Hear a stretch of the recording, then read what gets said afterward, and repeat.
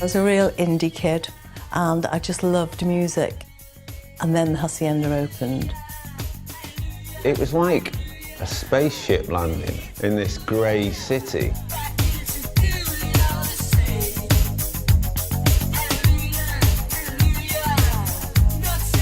We were trying to introduce to Manchester a whole new way of thought and a way of living.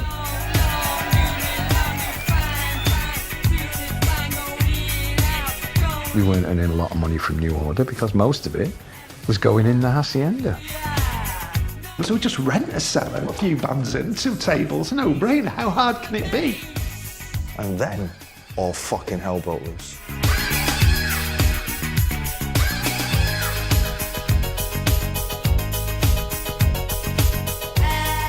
It was just beautiful. A lot of white guys who couldn't dance, it didn't matter anymore. You don't need to be able to dance, you can just do that and throw your arms.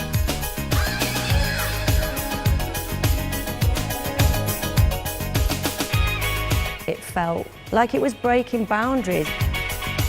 It was a revolution, and it was a revolution on a dance floor. Nobody would settle for going home at 2 o'clock in the morning anymore. Everybody thinks everybody's amazing and everything is amazing, but truly, one fucking term really described that time. It was amazing.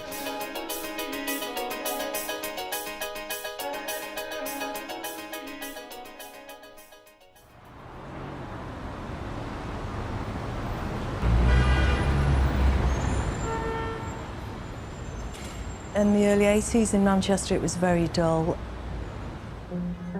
There was nowhere to go to. I wasn't a person who went to pubs or anything like that.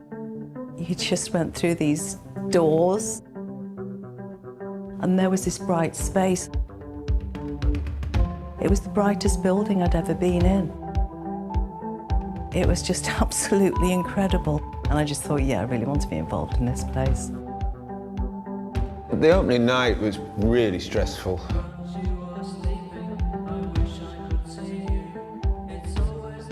We were trying to get the place finished. The floor around the dance floor, it was just painted. It was still very wet.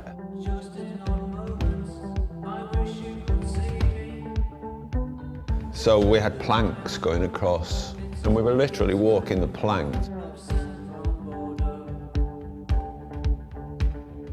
We had Bernard Manning. I'm not just saying it now, I didn't book Bernard. He turned up in his Rolls Royce, came on, told a few jokes which no one laughed at, really. And then afterwards he said, keep the money, you'll need it for this shithole.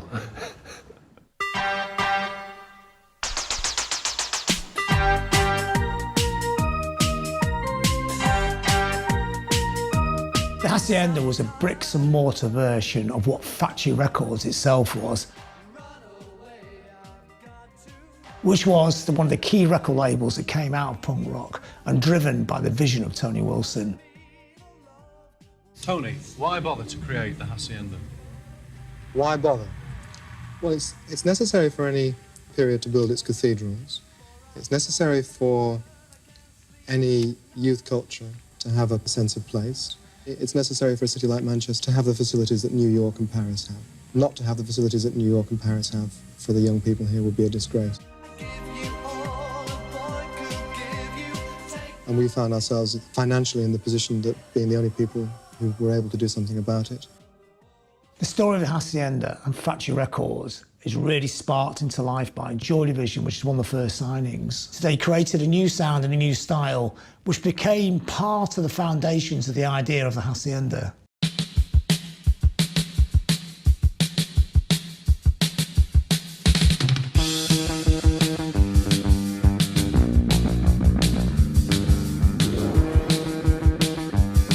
It was me and Bernard.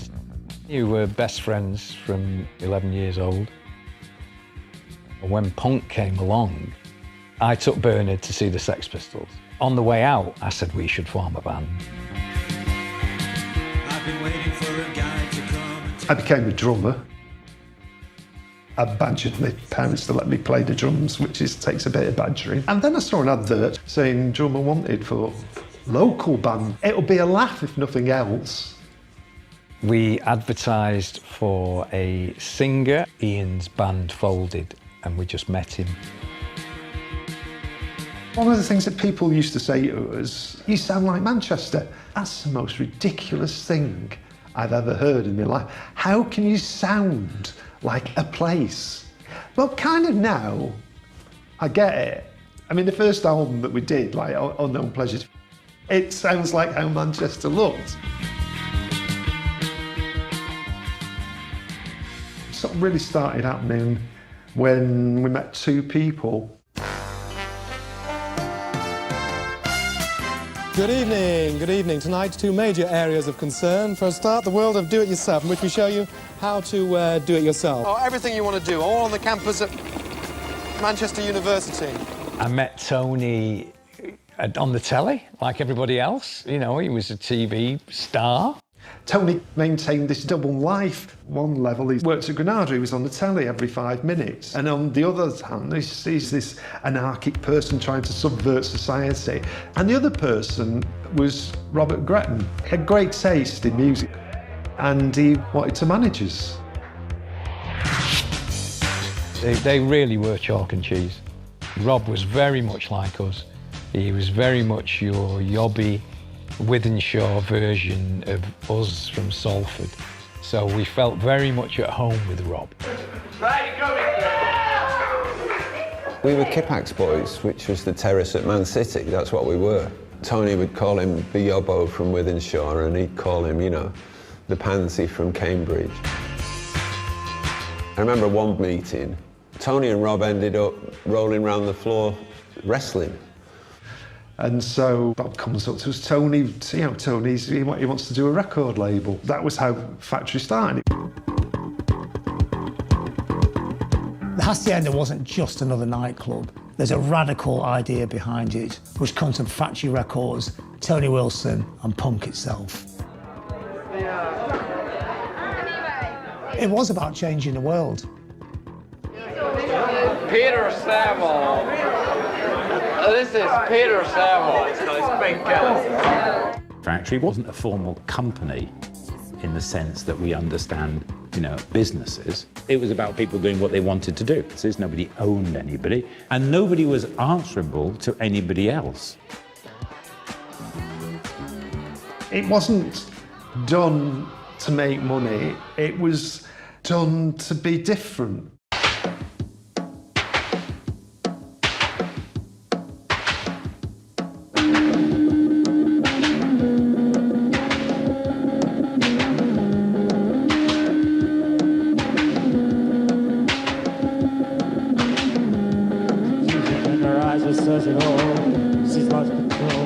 Joy Division had something that was between the four of us that was absolutely unique and very, very rare.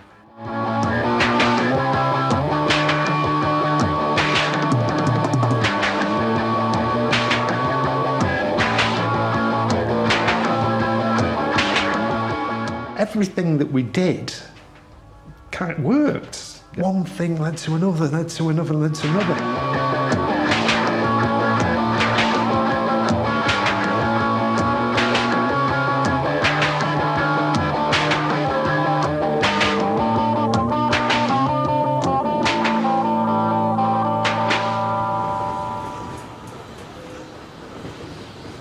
There are a few things, in fact nothing, that I dislike more than being the bringer of bad news for you, but heard during the day that Ian Curtis of Joy Division has died. I don't know any details about it at all, but obviously our sympathies are due to the other members of the band, but most particularly to Ian's family and friends. I got a call one morning from Tony to say that Ian had died, and it was actually an unimaginable shock. Couldn't really see what was going on with him, because he was like one of the sort of people, his weakness to have problems, to be depressed. It was, you know, taboo. You just didn't talk about it. You can't know someone who's taken their own life and not have regrets. It never goes away from you.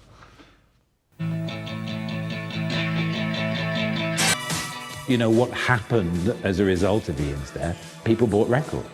An unprecedented amount, leading to an influx of money into factory records, raising the question of what should we do with this money? It's one of the great stories of contemporary pop culture that Bernard, Hookie and Stephen completely reinvented themselves as New Order. We were supposed to go on this tour of America. That was one of the first things we did, was we went to New York.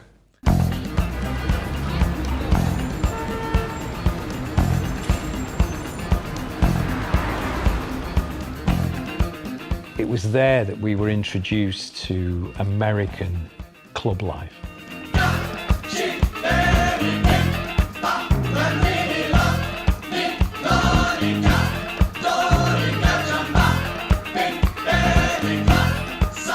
It was like, this is great, there isn't anywhere like this. They were in big spaces, they were like on multiple floors, because they're all old industrial buildings.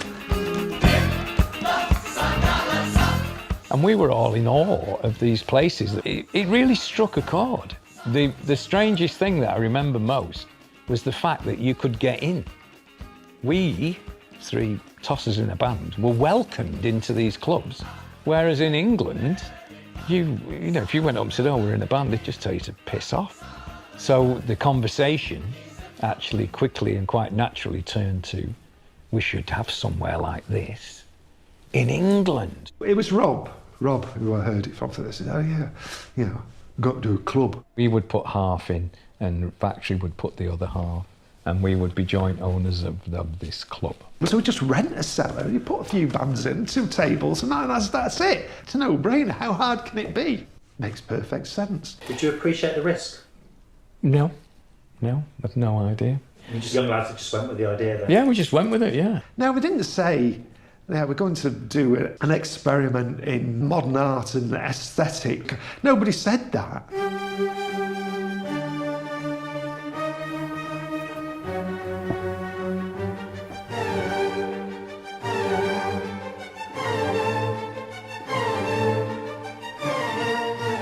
This is my studio where I have this drawing board.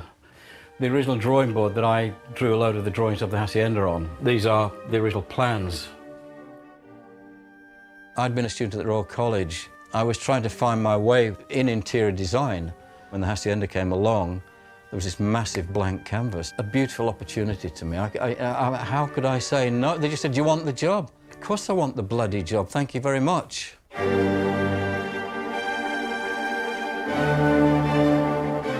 The record label was called Factory, which had connections with industry. So I ended up adopting a kind of an industrial language by using colour coding and stripes to demark hazard. I had this idea by putting roadside bollards with reflectors on them all around the edge of the dance floor to filter people on and off. Usually with nightclubs up until that point, people are creating an escape, kind of a fantasy environment that is not really part of the everyday. The Hacienda became a very beautiful way of being in a warehouse in Manchester. The Hacienda was just a celebration of the everyday.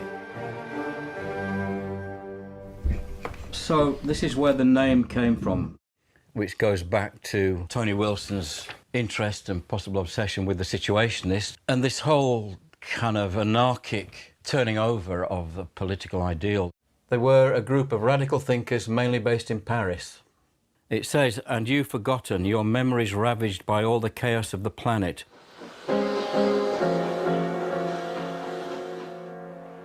No longer leaving for the Hacienda, where the roots dream of the child and where the wine ends in tales from some old almanac.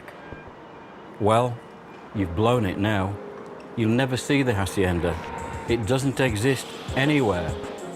The Hacienda must be built. And God damn it, they built the bloody thing.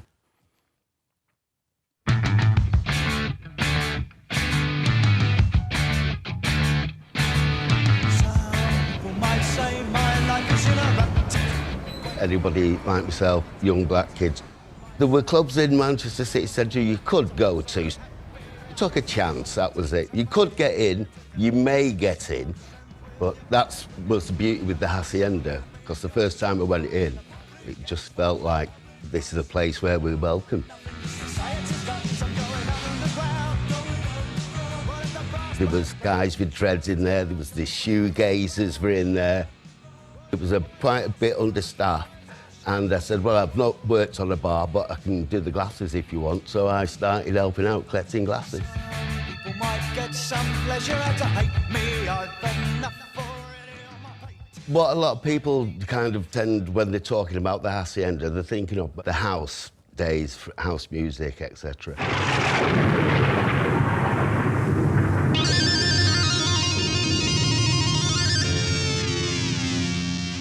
Before that, it really was about the bands that were playing. Well, good evening and welcome to what promises to be the most hectic tube ever. We're in fact live at the Hacienda Club in Manchester, owned by Factory Records. Well, I'm pretty sure the Tube, being that sort of Channel 4 alternative audience show, wanted to go to where what Tony Wilson called the interesting community was in Manchester. So where better to go than the Hacienda? It was this project to bring art to Manchester, and to bring light to Manchester. That's what we tried to do with everything we booked.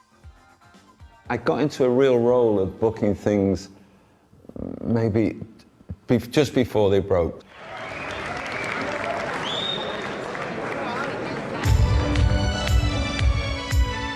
Give you Madonna!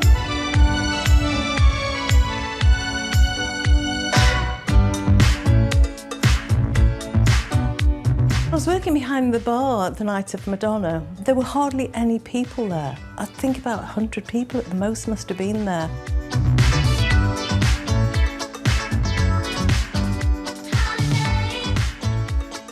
Came on and she was just dancing really on the dance floor, and in those days in Manchester people did not like people miming.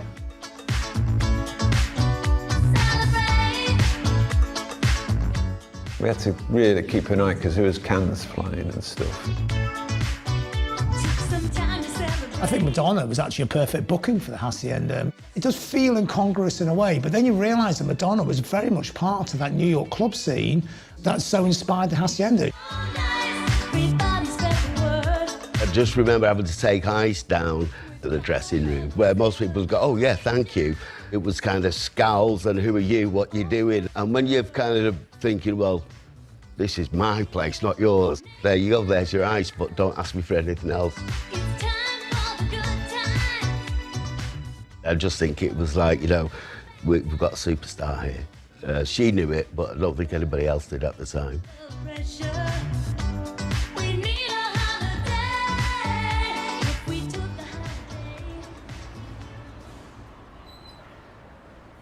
Talk to me about when you first went to the Hacienda. It would have been after I left school. So I left school in '83. I was just into music and bands, and oh, this fucking band are playing now. I've got to go and see them. You know, and it wasn't even like I had any mates to go with. All my mates were like, fucking what? You know. The first thing about the Hacienda is, if you were going, you had to find the fucking place first, because it had a sign on the front about the size of a packet of king-size Rizzlers, right? So like, you don't know where any, you know what I mean?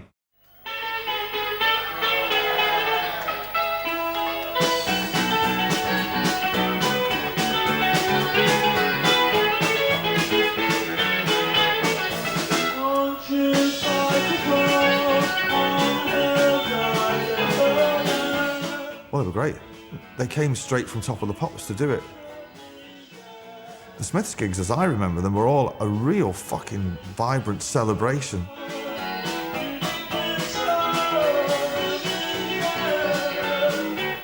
The Smiths gig was amazing because the stage only comes to here, so you could literally just get on the stage, and the stage that night was bombarded.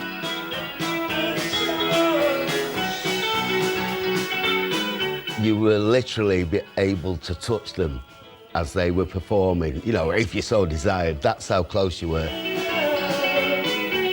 So if you wanted to get on the stage, You got on the stage, and unless you caused a real incident, you were going to stay on the stage as long as you wanted. That feeds into a crowd, that closeness. There's a joy. Before, you watch Top of the Pops, there's nobody on it from Manchester. Lucky Mark Bolan in a feather boa. I'm like, I don't see many of those around here. But then like New Order and the Smiths. So it made it seem that you could sing in your own accent and wear your own clothes and be yourself and still get somewhere. I guess it made it seem not that far-fetched that you could be a successful band.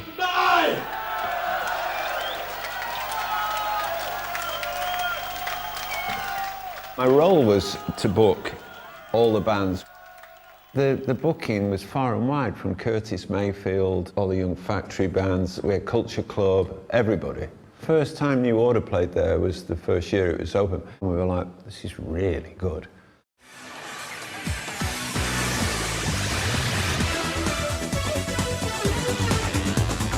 Playing live, singing live with Blue Monday. Well, by 1983, New Order had done the perfect synthesis between what's ostensibly called indie music and dance culture. So you still have the atmosphere of Joy Division, there's still a melancholia to their music, but also you can dance to it as well. Blue Monday, I had the original 12-inch when it came out. I mean, you listen to that song now and it fucking sounds like it was recorded yesterday. It still sounds like the future. Just thought, wouldn't it be great if we wrote completely kind of automatic song? And Rob loved it. Rob was mega. It's got to be mega. Bernard was like, we're never going to be able to play this live. Can't, it's impossible. You would think with Blue Monday coming out, the New Order would be completely loaded, but no. Apart from the few big gigs, like the New Order gigs or Smiths, the Hacienda was empty most nights.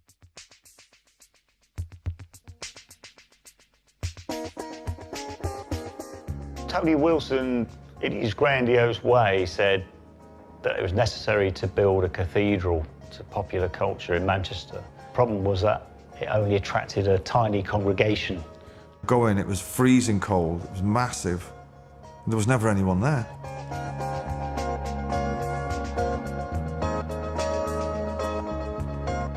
Although we didn't realise at the time, everything you were doing was raising money for the club. Thing was that then we were struggling. We weren't being paid a lot. We weren't earning a lot of money from New Order because most of it was going in the Hacienda. With Factory, we never knew how many records we'd sold. With Tony, it would all be written on the back of his hand. Because of that, it was kind of went into Factory and it's like boom, straight out again. It was a big problem. I never put it down to any kind of underhand behaviour. I would say probably a degree of fiscal irresponsibility on behalf of the directors, who were, after all, doing what they wanted to do, rather than running a business. With Tony and Rob, I think the excitement of having the club kept them motivated, just keep running this completely mad white elephant. There must be something on the horizon. And then, all of a sudden, this new style of dance music, which is emerging from Detroit and Chicago, and nobody could have sensed the impact that was going to have.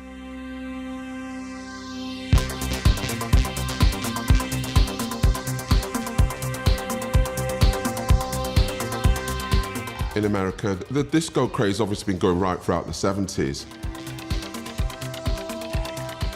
Seeing black artists, full black groups, with afros and clothes that we want to wear, it was phenomenal.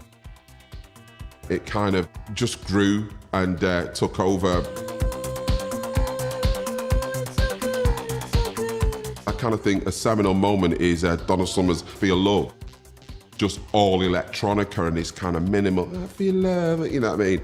Really sultry kind of vocal, etc. And that kind of opened up the doors for people to kind of say, well, I don't need a drummer, I don't need this, I don't need a bass player, I don't need this, I can do it all on these little sequence of things. Earliest house origins are based in Chicago, in the club scene. Drum, bass, and then basically vocal, a great bass line, good drum pattern, and then, you know, a minimal chords. Those are what would really make house. The imports arrived in Manchester. Manchester picked them up, and then the kids started playing them. That was going into Moss Side.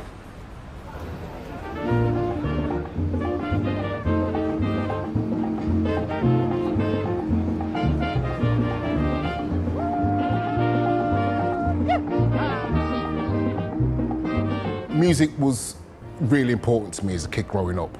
It was all I had. I remember being a kid in the 60s. My parents were always playing music. They weren't welcoming nightclubs. So their culture was to have house parties. They started that blues culture, which is just basically setting up a club in somebody's house. Our generation just carried on that tradition. We just took it to another level. We would end up in West Indian centres, we would end up in community centres, somebody's house. Anywhere that there was a space where they would allow us to go in and entertain ourselves.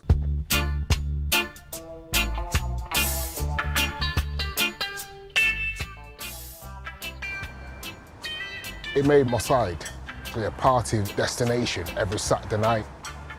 So all these streets, we're all just drinking, smoking.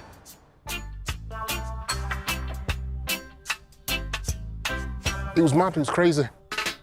The first time I heard house music was probably about 1984.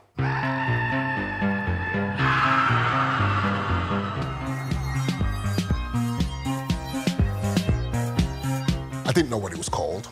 It was just high-tempo style of music.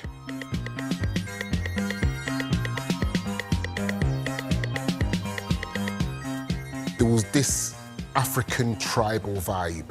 It was unique to the hood.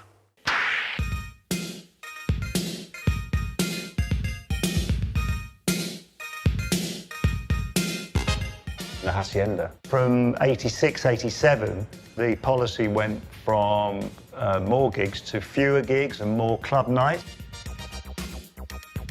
The first time we had a successful, really successful club night was the Friday night, the nude night. That was a massive success. And then one night, one of the young black kids came to the door, knocked on the door, and gave me, he said, play this, Mike. And it was Adonis, No Way Back on Trax Records.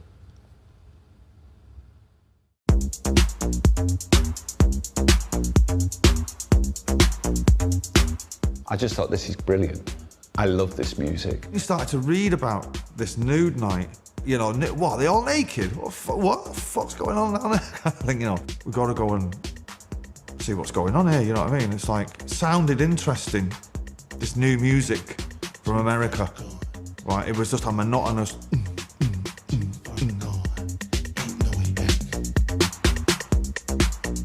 What a lot of people didn't realise was the culture of Manchester had that electronic music background from New Order. House music is just a bass line, a drum beat, you know, you're just like, that is so radical. That immediately worked, all that worked at the house. Bang, here we go, something's happening here. And then, around 88, 89, the ecstasy pill was then married to our house music, and the rave scene was born.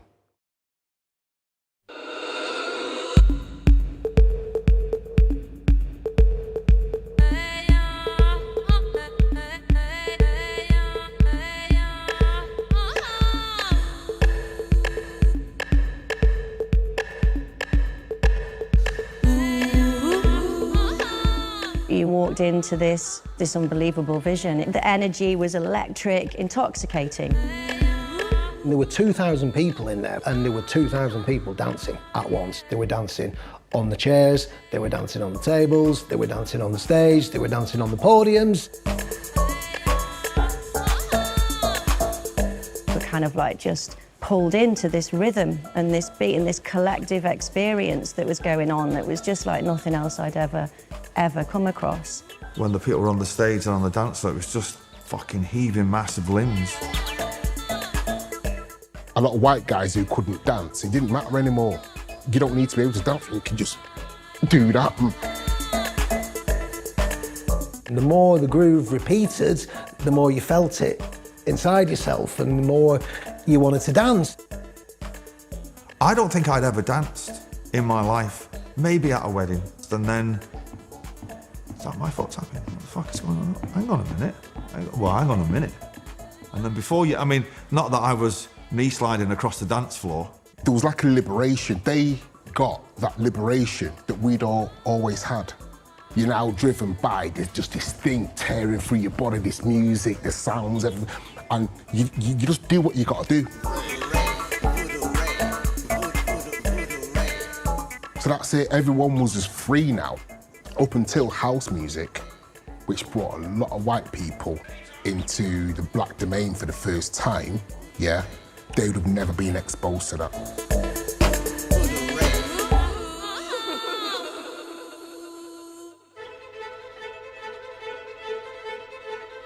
I was an art student in North Wales. I wanted to study fashion at the time. Ecstasy played a role in the Hacienda and it was prevalent, but it wasn't necessary to the experience at all. I certainly didn't need to go in there and feel like you need to be off your head to enjoy the Hacienda.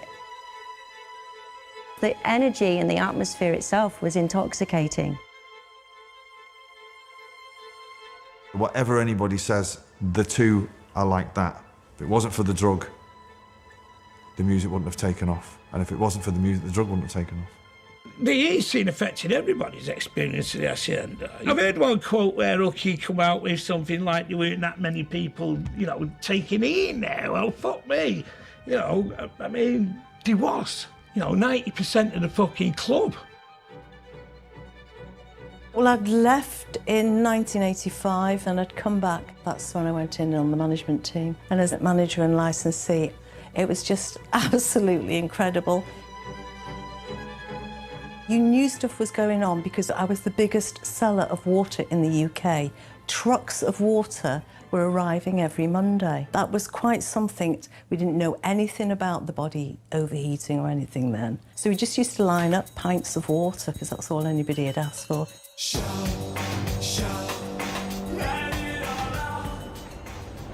The North has become used to searching for work. 2 years ago, an expanding supermarket chain advertised jobs, and the queue stretched right around the building.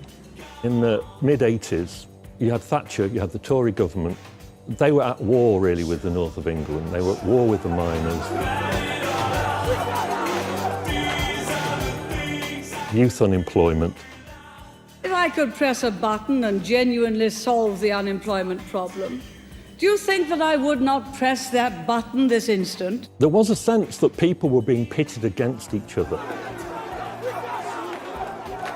Yet at the Hacienda, there was a togetherness that was very powerful, very political, very utopian. People on the dance floor were feeling things with a positivity and intensity they would never be feeling in their weekly life.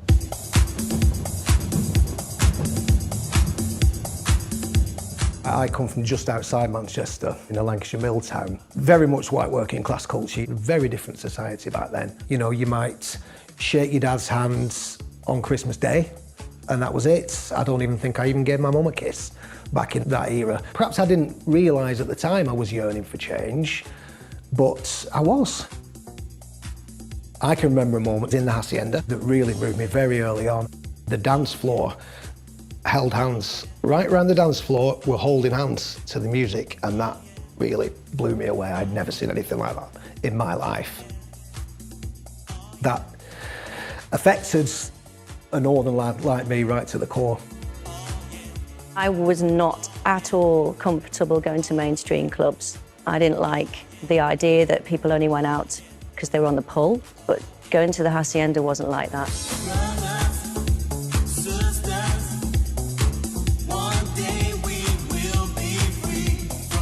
Men were there and women were there because the music was brilliant and to meet like-minded people without it being going out on the pub. It made me see girls differently. I don't think I ever had girls as friends until after that. And now I've got fucking too many of them. From a cultural point of view, it felt like it was breaking boundaries. It was sort of political without being political.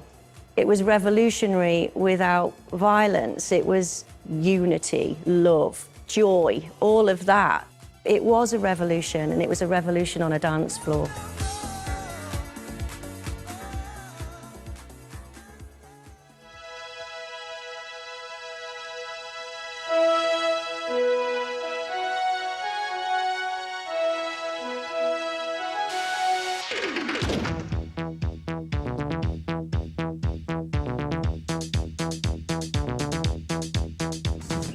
Welcome to the Hitman and Her. I'm Her, the Hitman's upstairs. This is the Hacienda in Manchester, an extremely trendy club, so I'm told.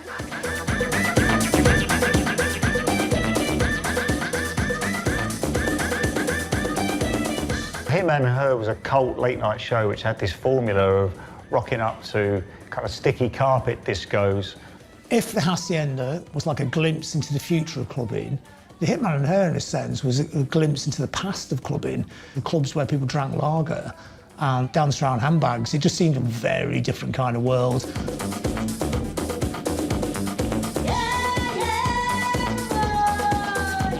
So you'd come home from the Hacienda quite often and turn on Hitman and Her on the TV. It was a complete culture clash.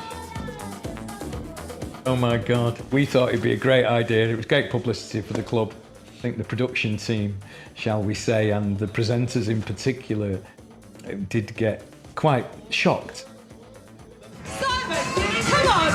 You're a regular here, Simon. What is so good about this club? Come on, tell me. There's nothing actually special about the club. It's just like it's the only place to go in Manchester, basically. Well, I feel very sorry for Manchester. Nice one. Well, it looks like Michaela's having a ball down there. But just let's have a watch of this guy playing all these records. Sometimes he's actually playing 2 records at once. It's all clever stuff here, all clever stuff. Pete, to be fair, if you're trying to explain to people what it is about the Hacienda, and I remember jumping about off my head at the back of it. Mike Pickering, give me some of that kick, go on. This boy knows a hot tune. He definitely knows a hot tune. Tuning in were, you know, the nation's youngsters who had come back from their own night out. There they were looking at what was going on in the Hacienda, new music, new fashion, new ways of dancing. It stopped being that secret society and became a national movement. By now, the Hacienda is a key cultural driver in British pop culture.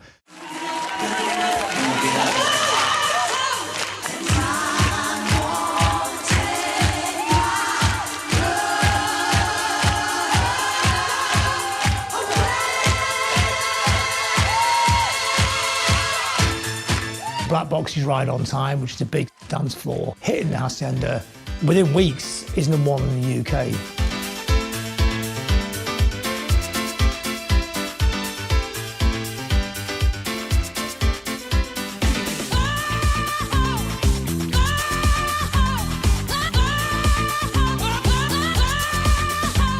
What was an alternative culture became mass market.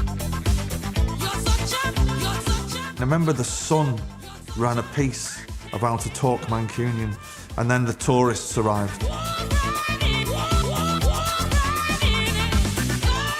The fashion was t-shirt, jeans, obviously baggy trainers. People were there to dance, people were there to sweat. What they chose to wear reflected that. When you take ecstasy,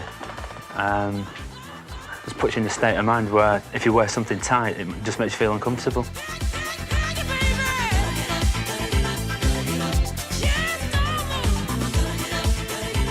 The whole politics of the country got changed because of the EC. Nobody would settle for going home at 2 o'clock in the morning anymore. You know, fucking thousands of people would head to the service stations on the motorway and start carrying on the party, or literally bust into a warehouse. There were people from all walks of life and nobody really judged each other. That really opened my horizon. You suddenly were mixing with people of all classes, working class, middle class, upper class. Going to university opens your horizons in some ways, but for kids that hadn't been to university, I think it did the same.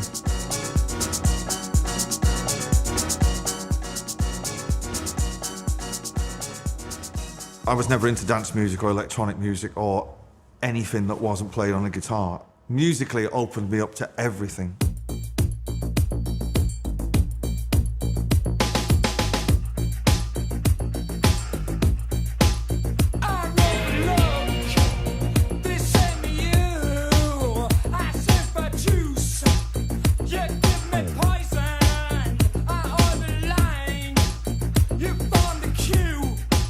Initially, the indie bands were completely caught flat-footed by acid house.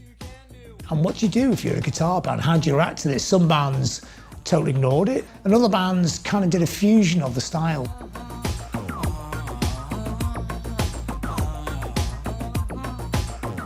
And some groups, like the Happy Mondays, were actually driving along from the very start.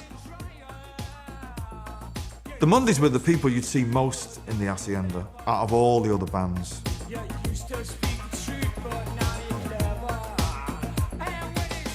You know, we probably didn't go home, apart from a shower, you know, for about 5 or 6 years.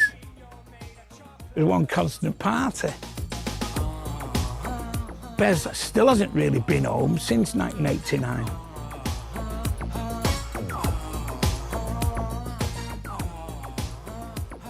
They'd always be behind the bar, you know. They acted as if they were part of the management team because they were signed to factory.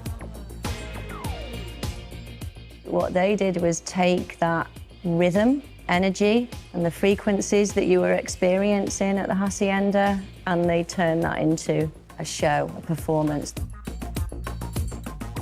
It was off-your-face dance music, with booming bass lines and bass beats and shit, yeah. I'm not good at answering this sort of shit. I don't do this, you know what I mean? I'm not a fucking pseudo-intellectual. The Happy Mondays were not an accident.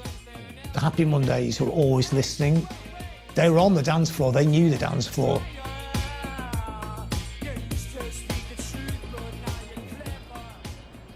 Manchester became pop culture centre. It had the Hacienda, and it had the Happy Mondays, it had the Stone Roses.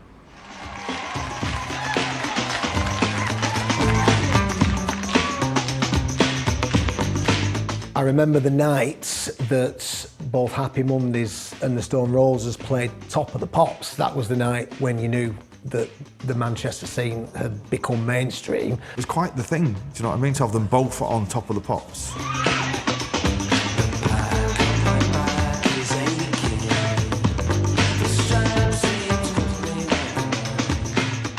And, you know, Ian defiantly not singing into the microphone, and Sean couldn't remember his own words, he was miming some other shit.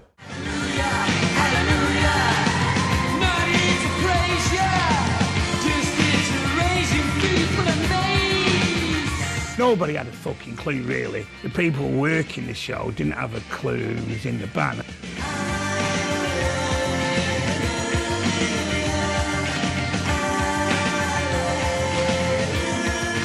Like, I tried to get Ian to play drums in the Mondays, and I was going to go and play Manny's bass, and Manny was going to come on and be lead singer. One of my great off-me-tits ideas, which in the light of day, you know, now, glad it didn't happen. Although it would have been pretty funny.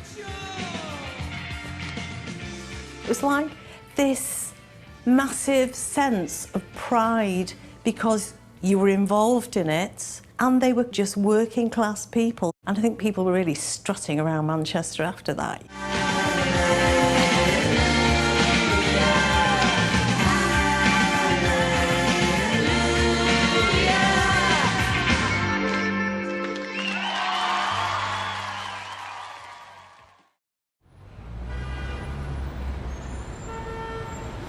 A coroner has recorded a verdict of death by misadventure on a 16-year-old girl who died after taking the drug ecstasy. The inquest heard today that Claire Leighton developed a rare reaction to the drug after taking only one tablet in a Manchester nightclub. What was shocking was that she was so young and that it was such a rare, kind of random reaction to an ecstasy tablet. The court was told by the coroner that this was the first death in Britain directly related to this particular drug. He said people should be more aware of the dangers of ecstasy. It was awful. I mean, it had a very, very terrible effect, not only on the Hacienda, but also on Manchester and also on anybody who knew, you know, the family. It was awful.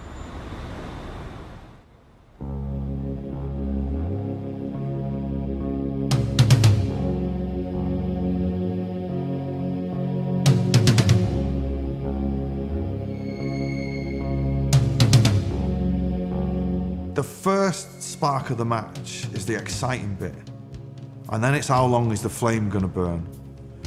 And it's just a fact of life that things get shitter the longer they go on. We were all taking E, and E's a £25 a shot. That's a lot of money. Got like £1 million, £2 million weekend. With the gangsters in Manchester, you've got this club that's very high profile, and also it's got an illegal trade worth millions of pounds. Of course they're going to get interested. Well, the Hacienda quickly became a place in that era where no one was safe. My job is just changing into getting this video from this camera, handing that in for the police, all that sort of thing. It just was losing all the fun. There was a night where, you know, somebody got knifed in the club and they shut the club. They locked everybody in, everybody was taken out one by one and fucking photographed. Well, what the fuck is going on here? We got marched out of the club. They literally had riot police with shields going along, so you walk this phalanx and they bang on the shields as you're walking through it. I resigned at that point, really. Violence became the biggest aspect of the Hacienda, and it was the saddest thing in the world.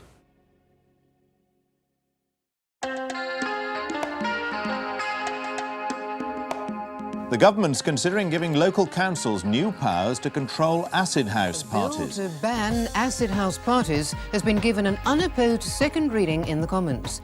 The illegal raves, they were uncontrolled, and that scares the authorities, especially uncontrolled, energised young people. Running battles involving police, private security guards and partygoers continued along what had been a quiet country road. Instead of making it a safer space, the government just comes in with their truncheons and batters the whole thing down. Acid house became public enemy #1. It was hounded out the fields, out the clubs and out the culture. And the party, in a sense, was over.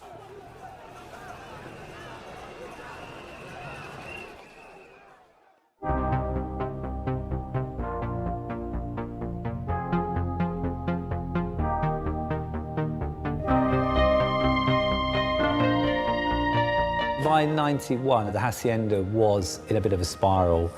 I remember having breakfast with Tony Wilson saying, I tell you what, I've got the answer. If we do a gay night, the gangsters won't come and we'll get a much more interesting crowd. We can rekindle this party.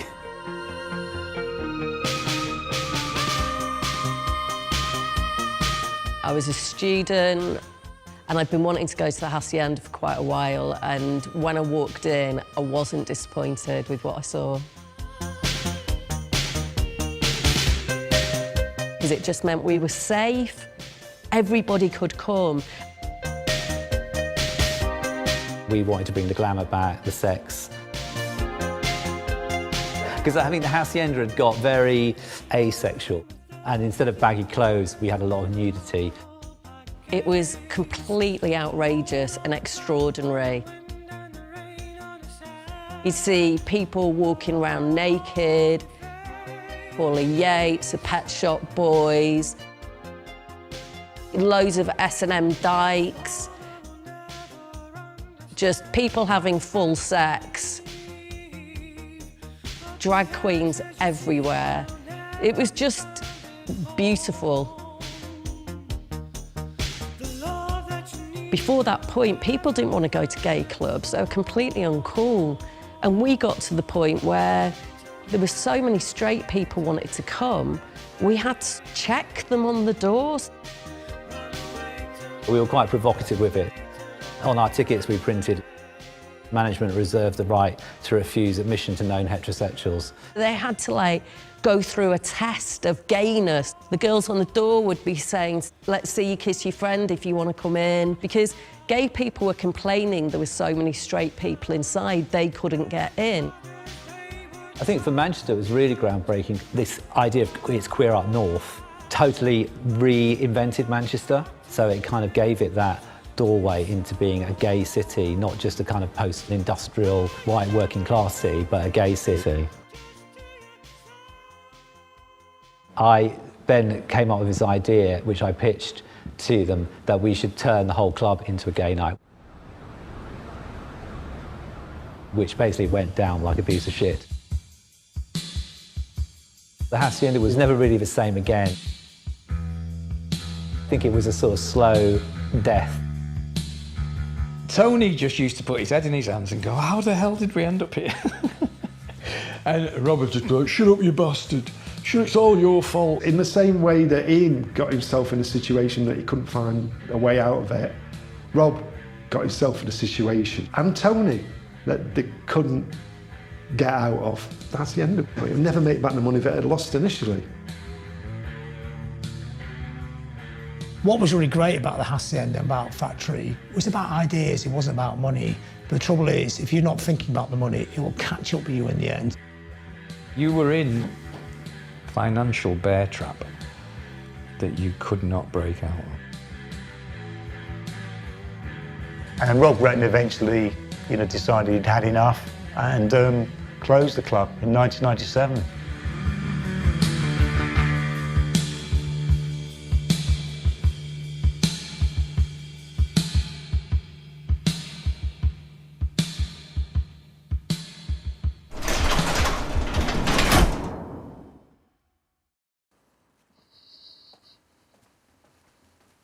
Into the bowels of my lockup. These are the accounts for 1985 and 1984. So in 1985 we put in 85,000, which would probably be a combination of the performances we did there and money that we had to put in. And in 84 we put in 110,000, so that's 200,000 in 2 years. And here at the bottom you can see that at the year for 1985 we did it for love, because it made a loss of 56,000 in 1985, made a loss of 44,000 in 1984, so that's on top of us putting 200 in, it lost another 100. Do you know now how much money New Order put into the Hacienda? It was an awful lot of money. It's all right, because we're all still here. Are you talking millions? Oh yeah, yeah. It's not a few grand, mate. It's, yeah, you're into millions, yeah. I know for a fact that now New Order's relationship is badly affected by the Hacienda even today, which is 15 years after we split. I think it has gone really deep on all of us. It's such a huge thing to have to deal with in your lives. So for New Order, it just fed into the divisions in the band. Yeah, it does. Maybe sad because we were friends and it was great. We went through a lot, and now we're not anymore.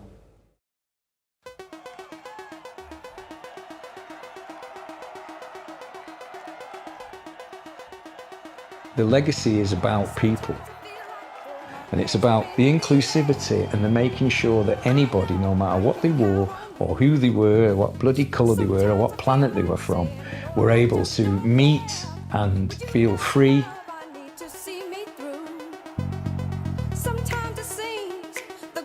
I still go to Hacienda nights. When they're on, I'll come up from London with a load of mates, and it's still great.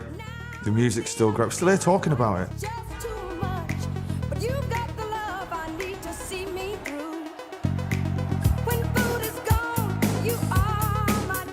Working at the Hacienda really changed me. According to the police, I was the first woman in the UK to hold a licence for that size venue. It just gave me this confidence of I can do anything. It certainly gave me confidence to say who I am and do what I want and not listen to what anybody else thinks.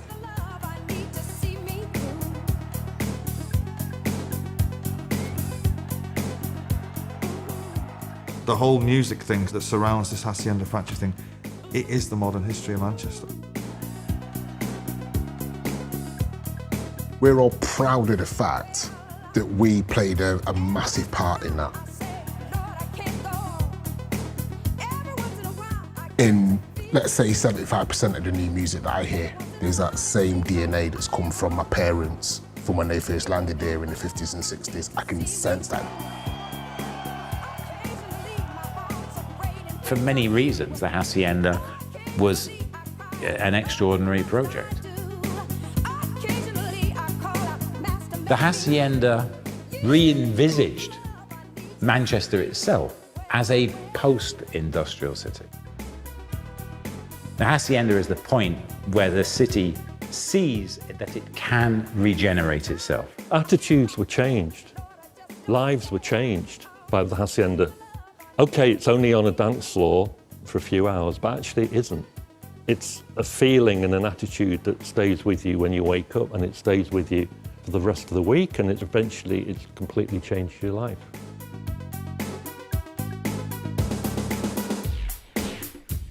Not only did it make me a more empathetic person, it did the same for a lot of people.